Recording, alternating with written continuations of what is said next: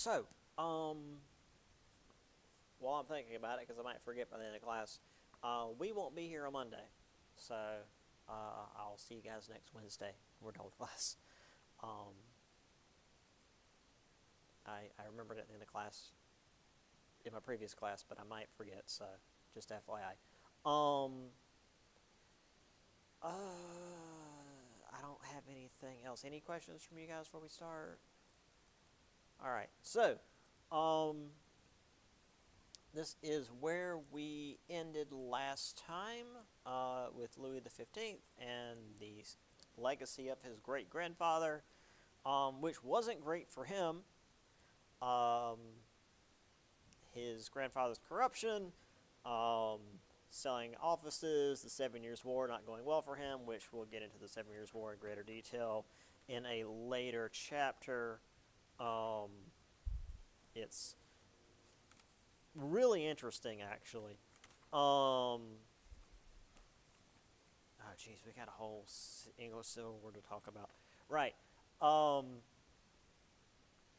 And then also Louis XV not really wanting to go to war like his great-grandfather did. Man, his great-grandfather did.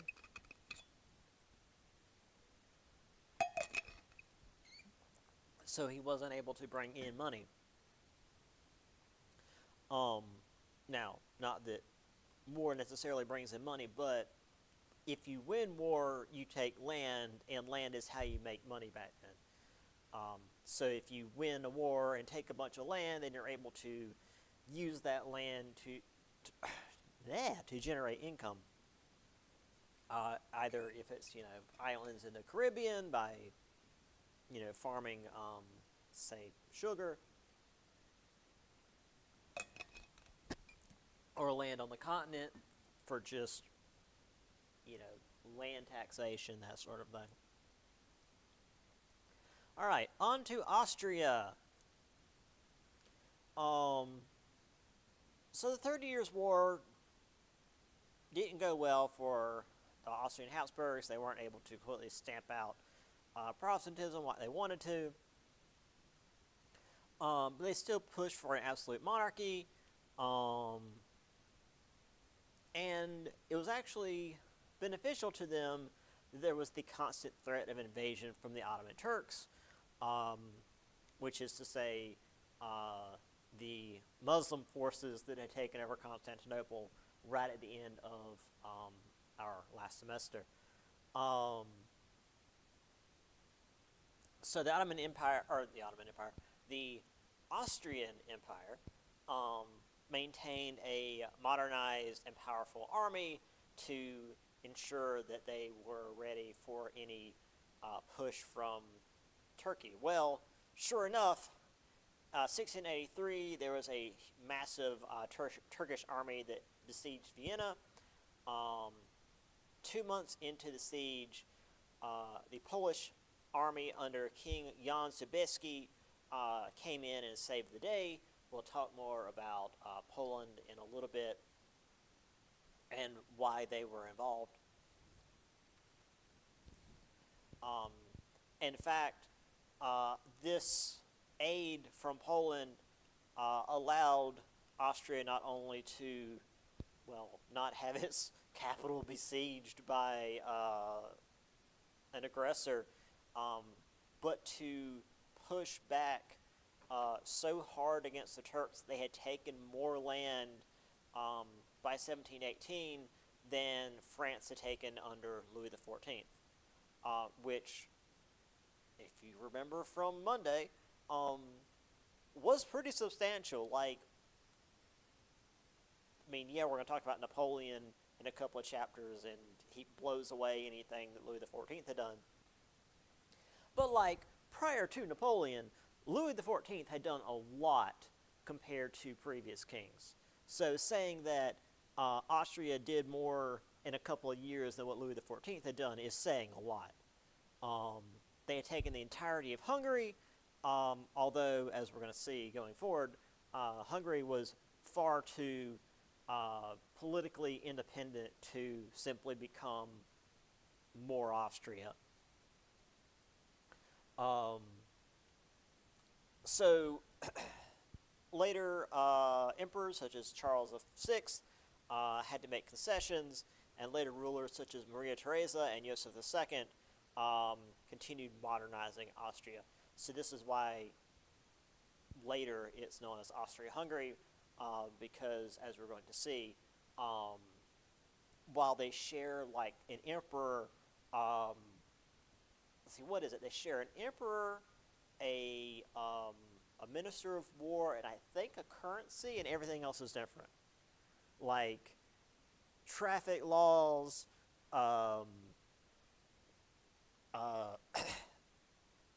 trade, everything's different except for like who's on the money, if they're going to war, and that's it. Hungary is its own thing. Now, then eventually Hungary does just become its own thing, but that's like pretty much the end of the semester. Yeah, Hungary was way too politically independent to just be absorbed by Austria. Which, again, just as a reminder, when we talk about the Holy Roman Empire, air quotes here, that's not a single, like country. That's not a single organization. That is Austria saying that a region is under its jurisdiction, but on a map, that's a bunch of little German states doing their own thing, nominally under the control of Austria, which eventually becomes like Germany and Bavaria, and I think maybe Sweden was under there too, like a bunch of little places. Speaking of which, Prussia. So this was one of the little German states under the organization of the Holy Roman Empire. Frederick William the Elector gained control of Brandenburg, which was technically under Swedish rule. I don't know how it works. That like technically it's under Swedish rule, but he's in control. I don't know. And Brandenburg was in a bad spot during the 30 Years' War. Mr. Phillips? No. Dowdy. Gotcha.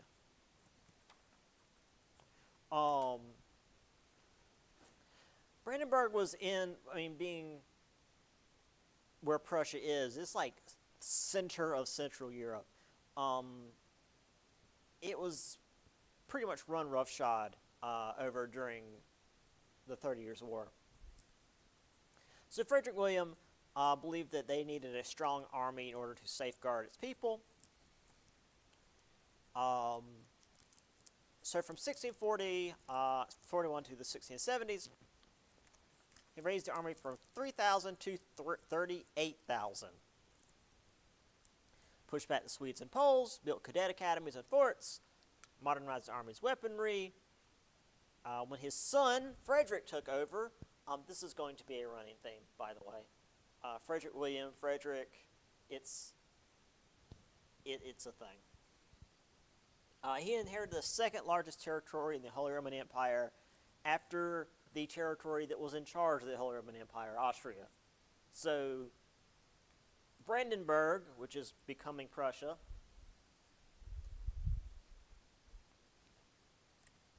very quickly became very, very powerful.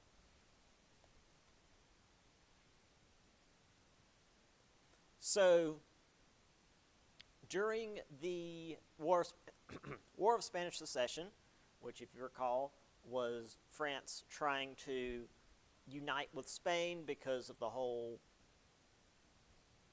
secession thing, it's in the name.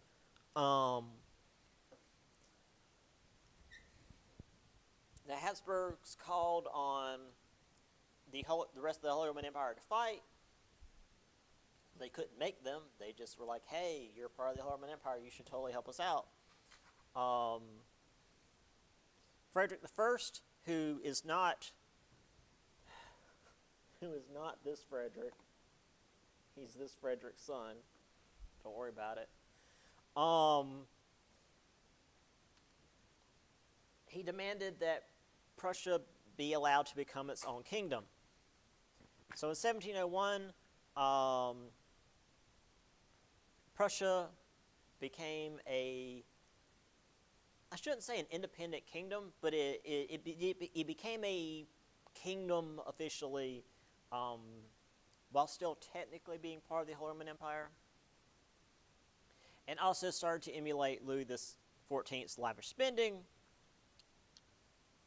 So Frederick William I, yeah, again, family naming, turned this around and put time and money back into the army, so he turned Prussia back into the army thing.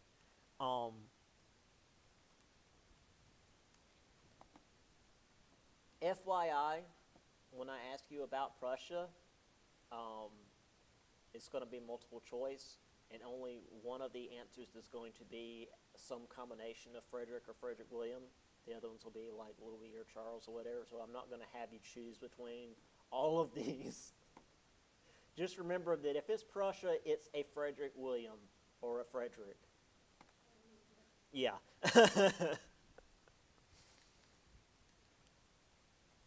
So yeah, or I mean, it's a Frederick something.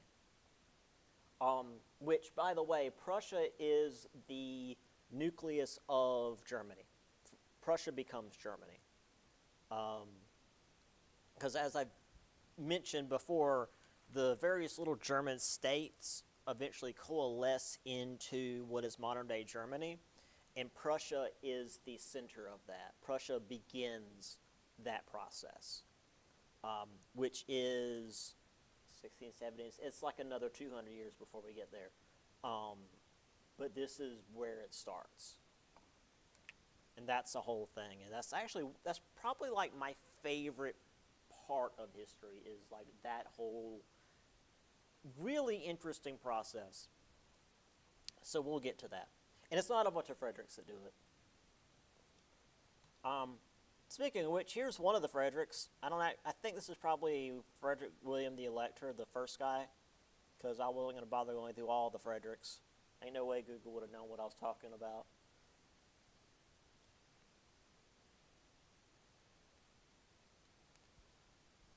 All right, on to Russia. So Russia was in like a really weird place for a long time.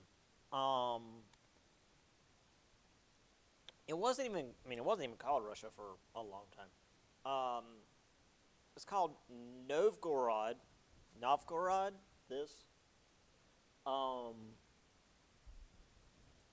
Ivan III started what was Russian absolutism by gaining this power with the help of the monasteries, because the monasteries were the ones that had the power in Russia. His son Ivan IV began building the army, expanding the power over Muscovy, which is like Moscow. Further than any Russian prince before him, proclaimed Moscow a third Rome, called himself Tsar, which is Russian for Caesar, which is, this extension of Caesar as a title rather than name. Now, you can tell by the name. Ivan was weird. Now, Ivan pushed to modernize Russia, but he did it in half measures. He was affected by his strong Russian orthodoxy as well as his abuse as a child. He believed he was a divine ruler. And by like abuse as a child, I mean like he was living in the palace, which like there were no windows, so it just sort of snowed in the palace, and then the nobles would just like come in the door and beat him up and steal stuff and leave. So when he came to power, he would just like take nobles and throw them in a pit with dogs that had been starved for about a week, so the dogs would eat them alive, um, whether or not they were nobles that had wronged him in the past. Um, and he would just like randomly kill people. Um, yeah, he was something else. Um, as far as his strong Russian orthodoxy, uh, he very much believed that he heard the voice of God, and if he felt like he didn't hear it strongly enough, he would go to the altar and beat his head on the altar until he bled. Um, yeah. Also, he had all sorts of really terrible diseases from the stuff he got up to, and um, to take care of said diseases, he would drink basically molten mercury. Yeah. Which is not good for your brain, needless to say. Still, despite all that, he extended trade to the Dutch, Prussians, and English, mostly to piss off his enemies, the Swedes and Poles, because, hey, the people on his borders are his enemies, so let's make friends with the people on the other side of them.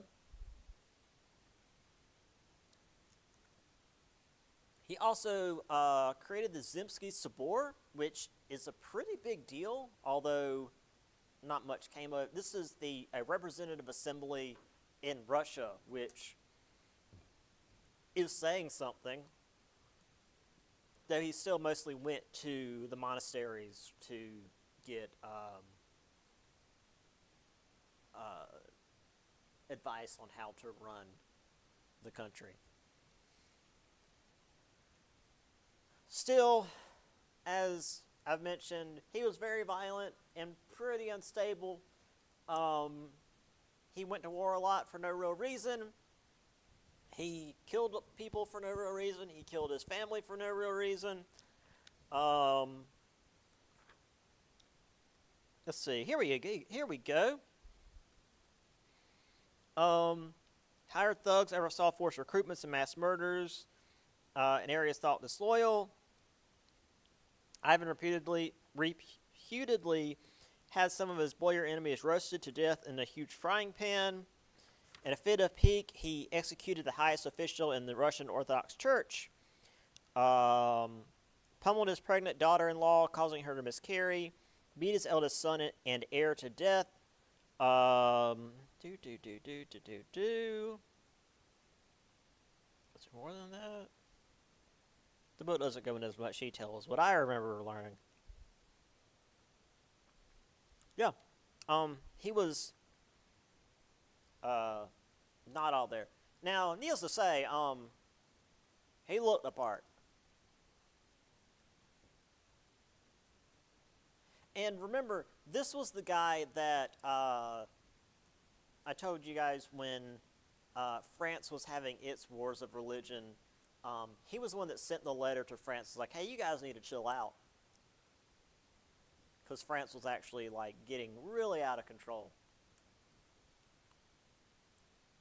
So here are the lands that were taken under Ivan IV, which were pretty substantial, all things considered. Oh, also, this is something that like was a goal from basically Ivan III, was to get to a warm water port. To get to a port that isn't frozen. Because they border the Arctic Ocean. That's frozen. They wanted to get to the Caspian Sea, or specifically the Black Sea. But all of this is controlled by people. He pushed to the Caspian Sea, but that's not really connected to the Mediterranean like the Black Sea is. Somebody will eventually get to the Black Sea. We'll get to that in a little bit. I took a Russia course as well in grad school, and that was like one of the through lines for the course was like, we want to get to a warm water port.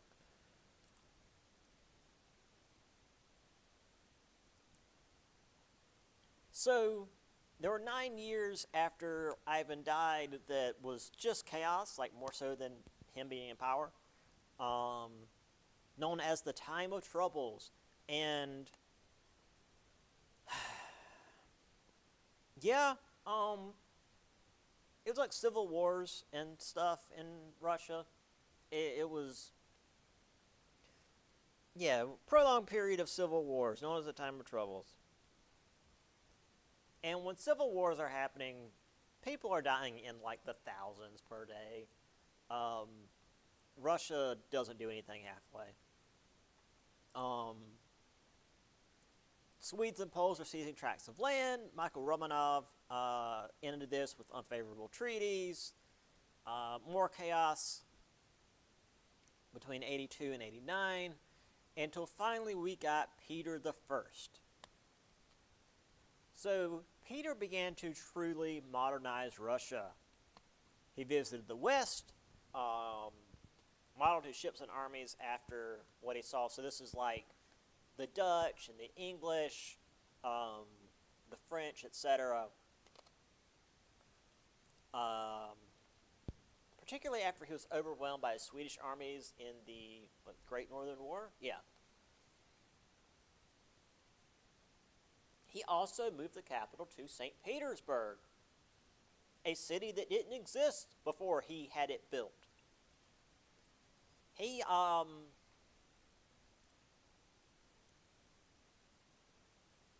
was, what's the word?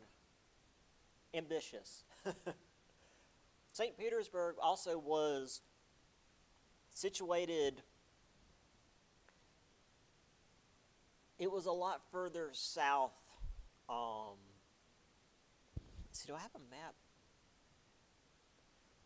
St. Petersburg was like here-ish, so it had access to the ocean most of the year before it froze over. So it was a pretty good place to have a capital. It was still like a major undertaking. He also created the table of ranks.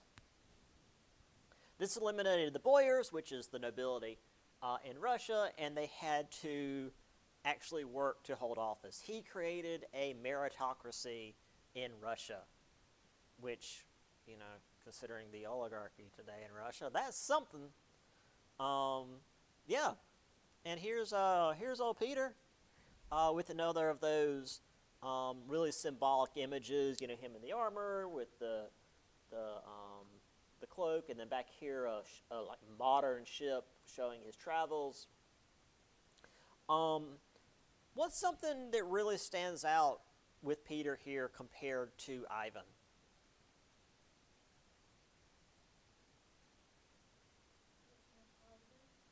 What? Yeah.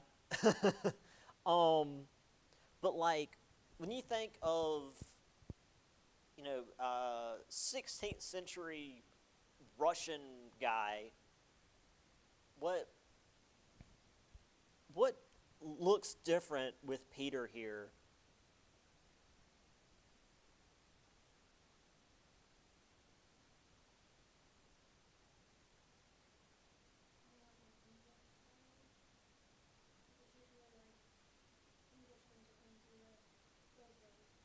Right. Well, just do I have a picture? Just the face. Just look at the face. Well, there's that. Well, also that. But he shaved his beard. That's a big deal. That's a big deal for the Russians, especially back then.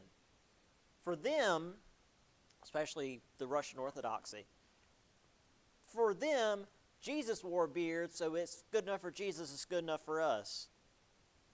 He's like, we look like hill people. We should, because he's been to the West, he's been to England, he's been to Denmark, etc. Like, this looks more clean, more sophisticated, more civilized. He made his nobles shave, and if they came to court with a beard, he'd have them held down and shaved. And again, this is like the 1600s. You don't want that to happen. Yeah, that was the whole thing.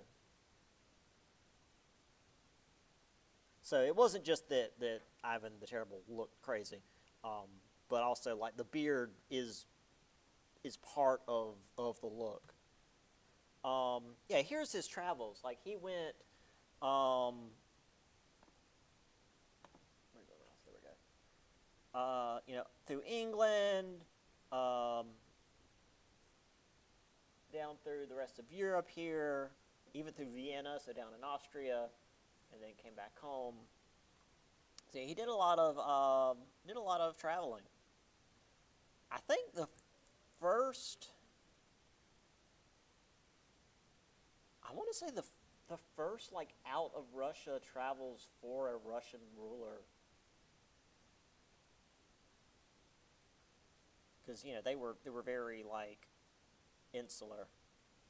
And then of course you can see here some of the additions he's made. And over here was also a pretty big deal, because this is also technically a warm water port. By warm water, I mean it doesn't freeze over during the winter. This is going to be important later. All right. On to Spain. So, Philip II was the first absolute monarch in Spain. Ruled in the 16th century, presided over the disaster of the Spanish Armada. And despite the fact that all that happened, he was still ruling during this golden age of Spanish culture. So, like we saw with Athens last semester, for those of you that were here for that, I guess the golden age is really up until everything falls apart. So, yeah, the golden age can still exist up until the worst thing happens. He built a palace outside Madrid, similar to Versailles, but rather than it being this secular gift to himself, it was a center of the Catholic Reformation, or I guess Counter-Reformation. Compared himself to the biblical David, as the palace was modeled after Solomon's temple, rather than him saying he was, the Sun King, like Louis did.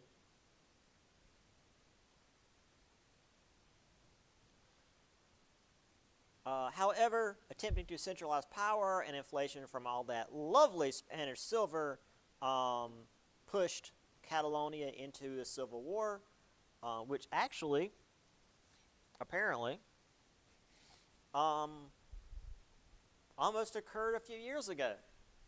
Catalonia attempted to vote themselves independent of Spain, and the delegates who had voted for independence were basically rounded up and jailed. It was really bad there in Spain for a little while. I'm not exactly sure what came of it, but yeah, go Europe, I guess.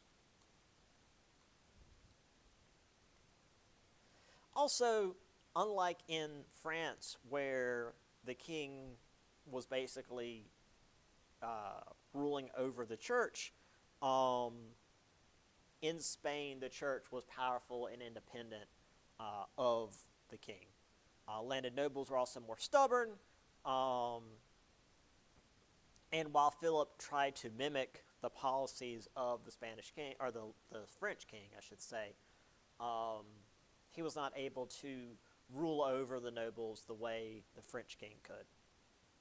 So while the Spanish king tried to be an absolutist monarch like the French king did, due to the way the church and the nobility, I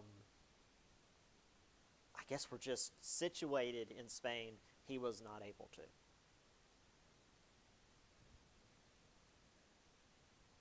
So that's why it's a partial absolutism, not like in, for example, England, where it's just there is a representative part of the government. This is just the nobility have a lot of power. I'm not answering that. All right. So here's the palace that he built, which is kind of neat. It's got a nice little reflecting pool. Those are always cool. Out there in the countryside in Spain, outside Madrid.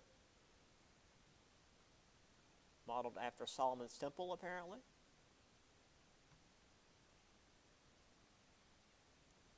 Poland is a weird situation. And unfortunately for Poland, it can't really afford to be a weird situation, but it's Poland. So, Poland politics were specifically meant to keep the monarch from gaining too much power. So, the tradition was for the king to be elected by the Sejm, I think is the pronunciation. No, it wouldn't be a J. I've been missing this the entire time. It's in Poland, so the J would be a Y, Sejm. Basically the noble council, and they had to be from outside Poland. This was to make the king beholden to the nobles and make it so that if they had to if they wanted to raise taxes or raise an army, they had to go through the nobility. Basically, the monarch had to be completely new and not have any ties to Poland, any back doors that they could use to raise money without the nobles' consent. Which, I mean, I guess makes sense, but it meant that, well, the Polish leaders would never gain any level of power. So, a lot of times they would get kings from Sweden. Many of them would put a lot of money into the arts or would be good military leaders. After the death of Vladislav IV, Poland suffered a series of attacks, most notably from Sweden. So just because they're getting their king from Sweden doesn't necessarily mean Sweden is their ally. 1683, this is when Jan Sobieski helped the Ottomans, helped to push the Ottomans back from Vienna. However, once the Ottoman siege was broken, the army split up and went home because the Sejm refused to pay for a standing army and military improvements, which meant that the army did not continue to modernize or strengthen, while Russia and Poland continued to strengthen and modernize their armies. And did I say Russia and Poland? Russia and Prussia.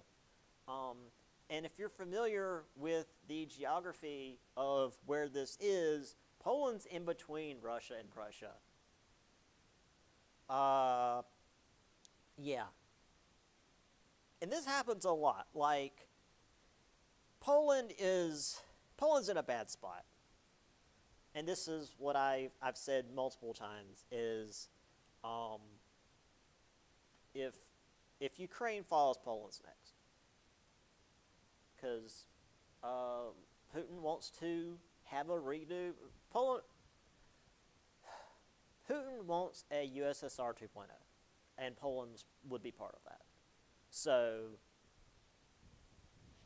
he's not just like, oh, I just want East Ukraine. He wants all of Ukraine and Poland and everything else that used to be part of the USSR. So in terms of like patterns, Poland will be part of that because, like, historically, Poland is rarely independent.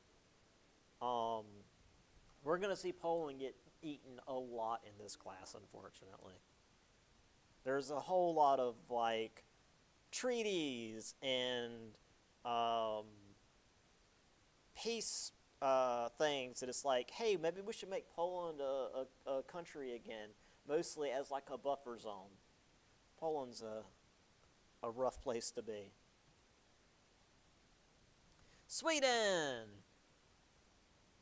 So the Sweden of Charles the 11th was massive.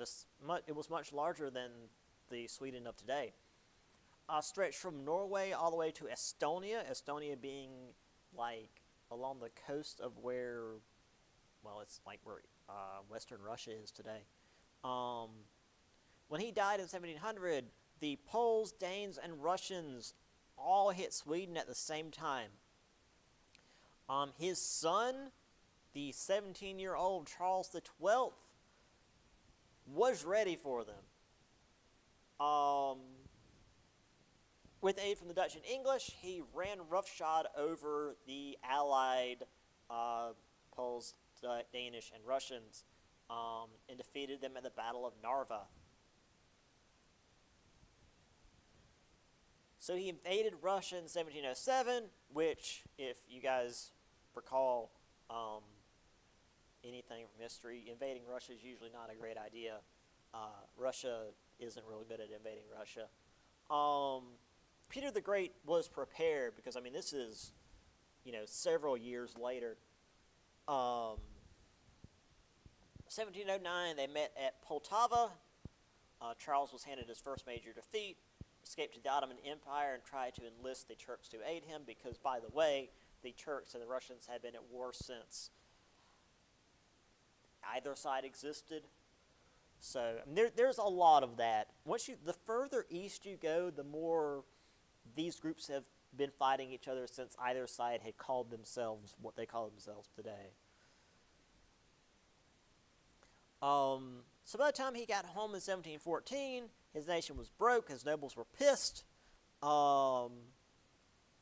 He wasn't a very good ruler in anything but fighting. So he went back to war against Denmark. But managed to get shot in 1718. Let me read here from the book specifically.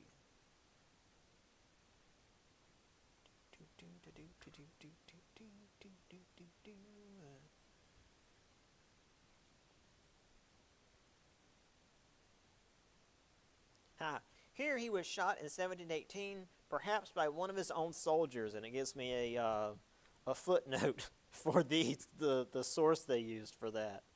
Let's see, does it have it in the book here?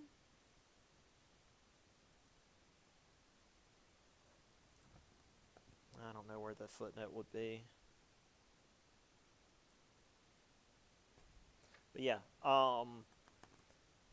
there's a chance that one of his own soldiers took him out. Nobles diminished the power of the monarchy and basically created a constitutional monarchy where the people would have a fair degree of power to counter the king, so there wouldn't be another Charles XII. He basically completely destroyed their economy, running around and waging war. On to Venice. We mentioned Venice at the end of the last semester when I briefly went over the chapters we weren't going to be able to finish. Venice was at the top of its game in the Renaissance, and it entered the 17th century very, very rich. It exited the 17th century also very, very rich. Though it wasn't shooting up in power like it had been at the end of the Renaissance. It avoided the 30 Years' War, did not descend into civil war like most of the other Italian city-states did. But it didn't really grow and modernize. It was so rich and so prosperous that it just sort of hung out and didn't really do anything. And unfortunately, when you just kind of hang out and you sit still and everybody's growing, you fall behind. Even if you're not sinking when everybody else is rising, you still end up lower than everybody else. They fought the Ottomans in the Mediterranean, lost Crete, took part of Greece, lost that. Again, they were very wealthy, but were mostly contained in the Mediterranean. Most of their their business and colonies, because they did have colonies, were in the Mediterranean, while the rest of the world, as we've seen last semester, were pushing across the Atlantic. So, yeah, Venice was still around. They were still there. They were still very important economically. But as far as like later worldwide events, they would fade into obscurity.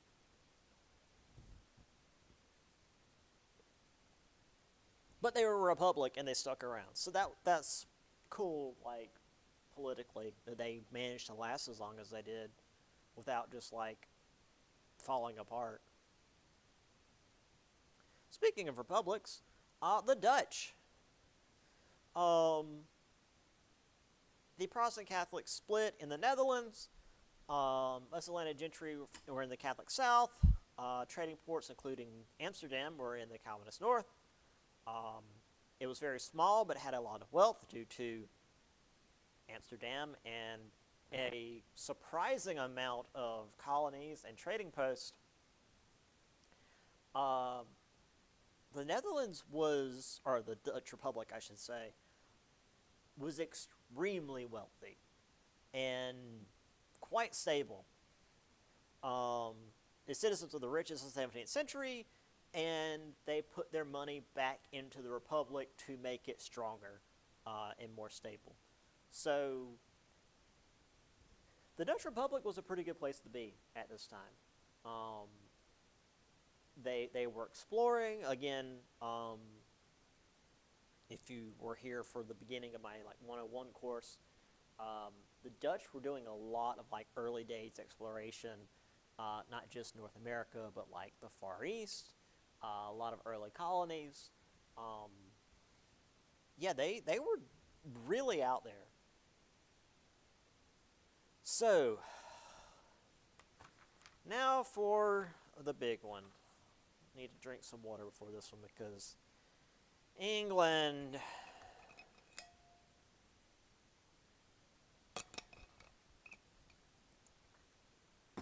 All right, England, what we got going on? All right, so Elizabeth I died in 1603, and that's going to cause trouble because she doesn't have any heirs. She didn't have any kids. She never married. She never had any children that we know of. She was known as the Virgin Queen. Ha ha ha. Yeah, sure. That's why we've got Virginia. It was named after her. Yeah. So, her cousin James VI of Scotland took the throne, which united Scotland and England. So now Scotland and England are a thing. It's now Britain officially. And thus took the title James I. That's not confusing. So lots of different Protestants were running rampant in England. Presbyterians in Scotland, hardline Anglicans in England, which are the Puritans now, and the Puritans, like I said, are a whole separate thing. So he tried to work with everybody, not picking sides, because we just had the 30 Years' War.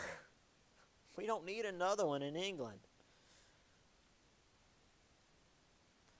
So his brother, I believe, Charles, he was not a fan of Parliament. So he dissolved Parliament and began a personal rule, 1629 to 1641.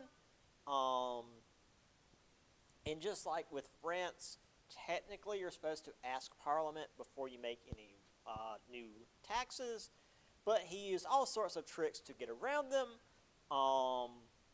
including a countrywide ship tax, if you recall from last semester, going all the way back to the Viking times. There was a ship tax that Alfred the Great used. Any towns that were on the coast, you needed to basically collect enough taxes to build a ship to join a fleet to keep the Vikings from invading, not necessarily England, but like West Anglia, where they lived. The countrywide ship tax was that much tax for the whole of England, even for the places where you never saw the ocean, which wasn't the first time this was done. William Laud, his archbishop, pushed the ideals on all the kingdom, and the Scottish Presbyterians, I don't know if this is due to them being Presbyterians or being Scottish, but they very nearly went to war over this, probably mostly them being Scottish. So Charles sent an army up to halt the Scots from literally invading England. They didn't actually come to blows. They met at the border. They stopped the fight. They brokered a truce. But then he didn't have the money to fund the army.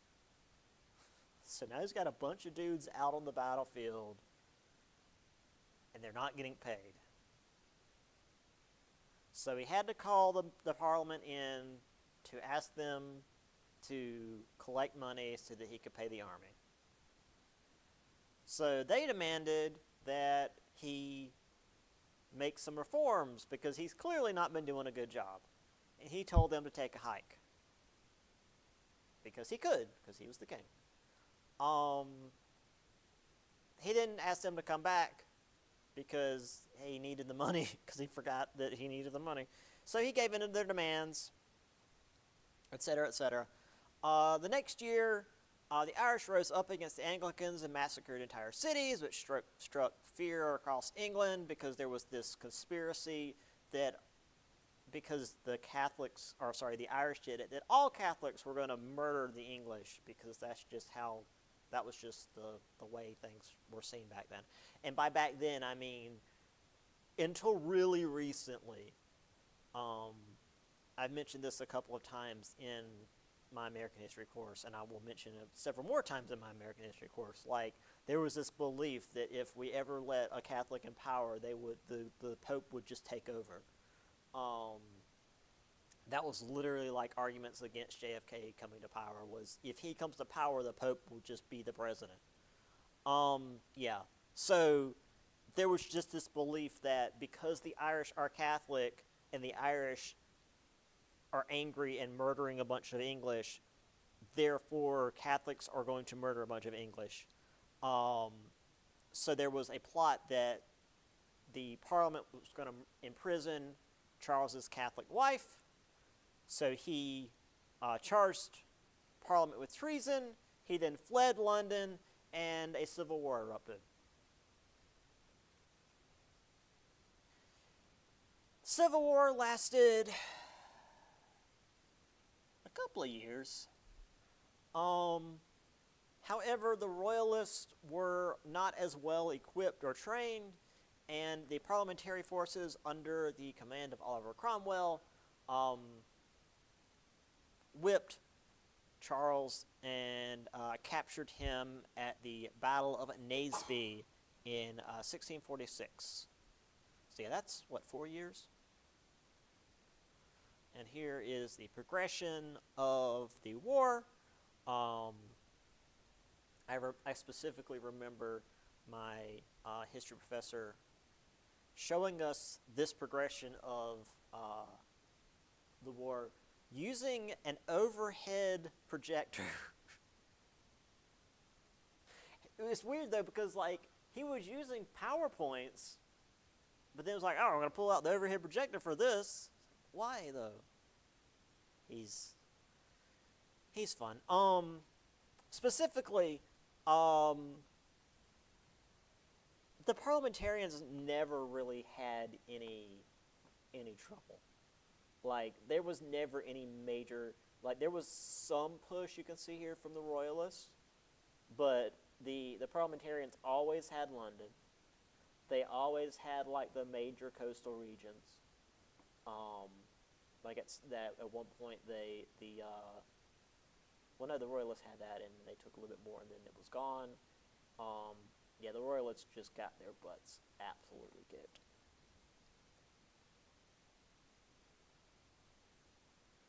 So the king has been captured, the royalists defeated. Charles I insisted he had divine right to rule. So 2 years after Charles was captured, Parliament tried to figure out what to do with him.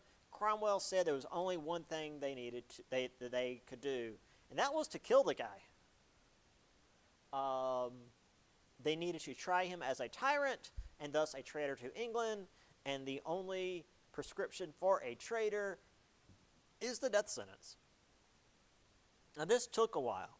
Didn't take as long as it did to hack off Louis's head down in France, but it was like Parliament voted whether or not to do the deed, and then the people that voted against it were told to leave, and then they voted again. Yeah. So Charles was executed. Cromwell took over. He was called Lord Protector, I think was his title. Yeah, there it is. Crushed uprisings in Ireland because obviously the Irish weren't having it. He massacred dozens of towns. In fact, once again, my professor that is the one that ended up getting me into history, he's like very Irish. According to him, when you teach this part of history, when you say Cromwell, you're supposed to spit on the floor because Cromwell was so hated in Ireland still, because he did like completely massacre entire populations of dozens of towns. The phrase was death or Connacht. Connacht, it was this region to the west of Ireland, which is really difficult to grow stuff on. It's like, so either you go to this area where you're going to have a hard time surviving, or we're just going to kill you, because I'm going to put my people where the good stuff is. And Charles II, Charles I's son, you can tell by the name, was put on the run.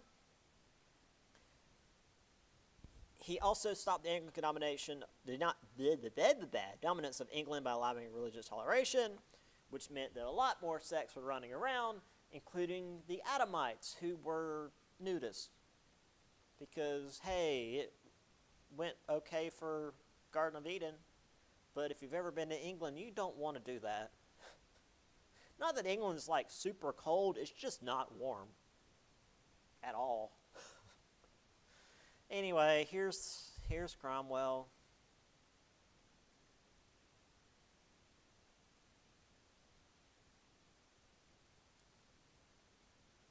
All right.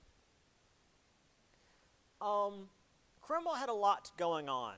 He didn't have time to deal with the Adamites. In fact, if he had more time, he probably would have done something about the Adamites, because he was a Puritan, and Puritans don't deal with that. Puritans aren't about that. There was a lot of colonies going on in North America, and they were important to England's economy. Navigation Acts of 1651, all trade between North America and Europe had to go through England. This resulted in a trade war with the Dutch, because if you're going to trade between, for example, North America and the Netherlands, you had to go through London, which is garbage, but that's what the Navigation Acts say, and this is where England took New Amsterdam from the Dutch and renamed it New York, which, again, if you took my 101, you'll recall that the Dutch gave it up without a fight because they had been dealing with the natives for like 10 years at that point, and the people were tired of all the news coming out about the massacres and stuff, and the English rolled up on New Amsterdam and were like, we're going to take this from you, and the Dutch were like, yeah, all right, you can have it. Cromwell pushed for more colonization, spread throughout North America, from Canada down to the Caribbean, so we got more colonization in North America. He died in 1658. His son Richard took over. Richard wasn't a very good leader, and within 2 years, Parliament kicked him out and brought in Charles II. They're like, hey, so sorry we killed your dad, but this guy sucks, so you want to come back?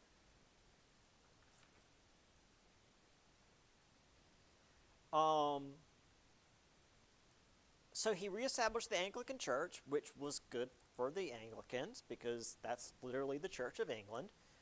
As I've mentioned several times in other classes, the Anglican Church is like part of the English government.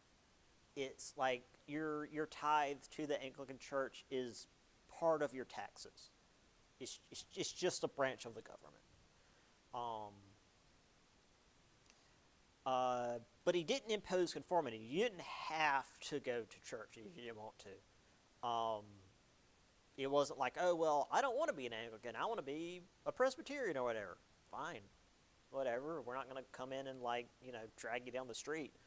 And he didn't, push or absolutist rule. But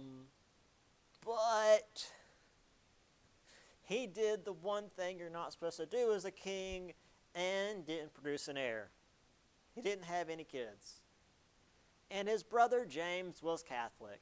And if you remember from the 30 Years' War, whatever the religion of the ruler is a religion of the land, and England is way too far gone to go back to Catholicism, especially after everything with Ireland. So this led to the exclusion crisis. And considering England calls the period of terrorism from the Irish the time of troubles, calling something a crisis means this is pretty bad. This actually is what created the modern English political parties. The Tories, which is a derogatory term for Irish bandits and therefore Catholics, because the English,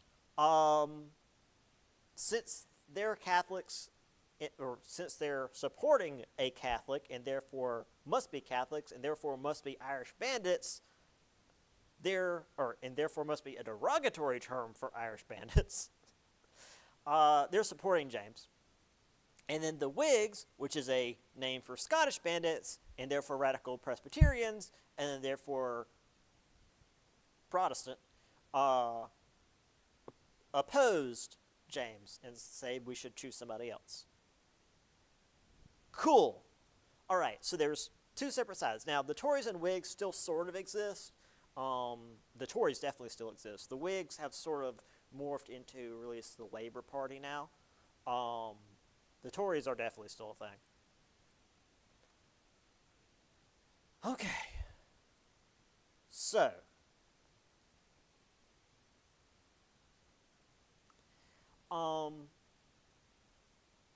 there were several parliaments that were all about kicking out James and not letting him be king.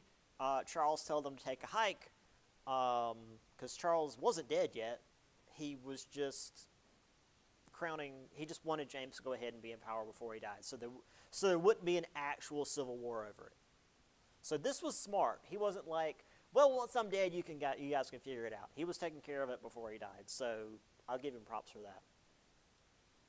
So James was crowned in 1685 with the expectation that one of his daughters, who was Protestant, because again, the way religion works with royalty is the religion of the mother is the religion of the child. So his wife, who had these kids, was Protestant, so the kids were raised Protestant. Doesn't matter. All right. So when he died, one of his Protestant daughters would take over. Cool. However, there was a Protestant coup, which he put down rather aggressively, which, I mean, to be fair, it was a coup, so it seems right. He then began promoting Catholics to high positions, which, again, is technically his right, but also Catholics weren't even allowed to be like the mailman back then.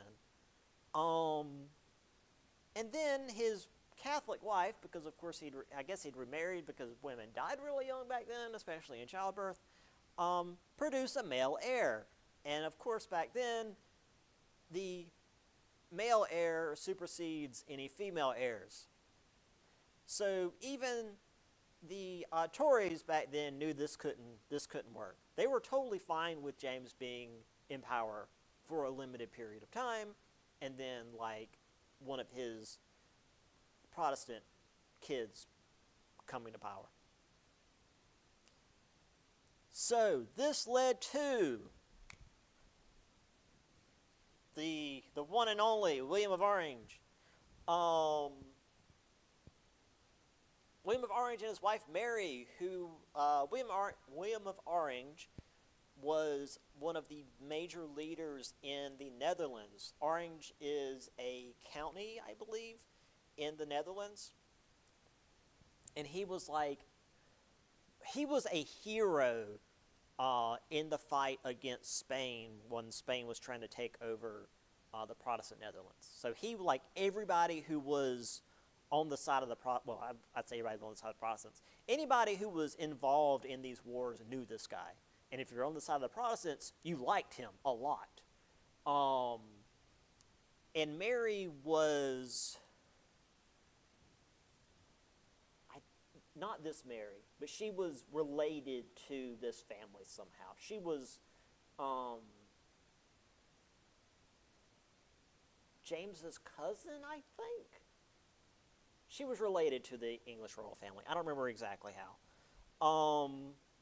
So anyway, Parliament asked William and Mary to come to England to take the throne. James fled to France, which is what you do when you're told to go away. The new monarch signed a Bill of Rights, which made them constitutional monarchs. So this meant that the monarchs could no longer tell Parliament to take hike. Parliament was now equal power with the crown. Now today it's very different, where the crown has basically no power. They're just there, well, let's say looking pretty, but it's Charles now. They're just there as like a sideshow attraction while Parliament and the Prime Minister like does the work. Back then, Parliament worked alongside the Crown to get work done, rather than the Crown can like completely railroad Parliament. So yeah, this was like a major step. This was a huge deal. This was the biggest political move towards like representative democracy since the Magna Carta, basically. Which is why when we have our little revolution over here in America, and we're like, oh, the king did this and the king did that, we're blowing smoke because Parliament did this and Parliament did that and the Prime Minister did this, but we're trying to make it look like we're breaking away from a tyranny. Yeah. By the way, after William and Mary come over, they didn't have any kids. And neither did this Mary or this Anne. So the crown was passed to George of Hanover from Germany, or from the German states. Hanover was a German state. So the English line to this day is German. And it was the House of Hanover until World War I, and then they renamed it because, well, World War I happened, which is why it's the House of Windsor now, I think. Like, they just renamed it because they realized that it sounded too German. But yeah, the English royal house is just German. Yeah. The 30 Years' War was a big thing. And a lot of rulers tried to gain a lot of power so that this wouldn't happen again. France is seen as like the main absolutist regime, and that's really going to be what we're going to be focusing on going forward.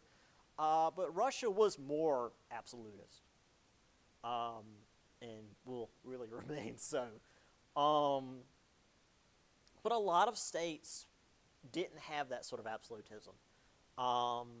Some were partial because of the states being weakened. Some of them didn't want to be absolutist. You had republics like the Dutch and Venice, and then all that craziness in England, where clearly absolutism wasn't always wanted. And considering how powerful England becomes, maybe not the best choice. So yeah, Europe's kind of wild, and that's why I really like this semester. Every chapter is something crazy. So next chapter is the old regimes and their quiet revolutions, where all of these old ways of thought are gradually being overturned. Um, and oh yeah, in the third estate, as we're slowly pushing towards the French Revolution. So once again, we will not be here next Monday because it's Martin Luther King Jr. Day. So I'll see you guys on Wednesday.